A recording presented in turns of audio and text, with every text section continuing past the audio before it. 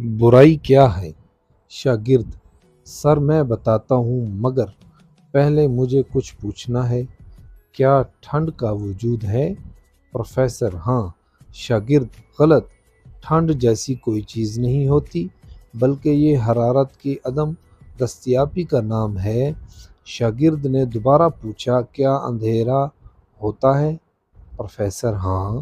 شاگرد: نہیں سر، اندھیرا خود کچھ نہیں ہے، بلکہ یہ روشنی کی غیر حاضری ہے جسے ہم اندھیرا کہتے ہیں۔ فزکس کے مطابق ہم روشنی اور حرارت کا مطالعہ تو کر سکتے ہیں، مگر ٹھنڈ یا اندھیرے کا نہیں، سو برائی کا بھی کوئی وجود نہیں ہے۔ یہ دراصل ایمان اور محبت اور اللہ پر پختہ یقین کی غیر موجودگی ہے جسے ہم برائی کہتے ہیں۔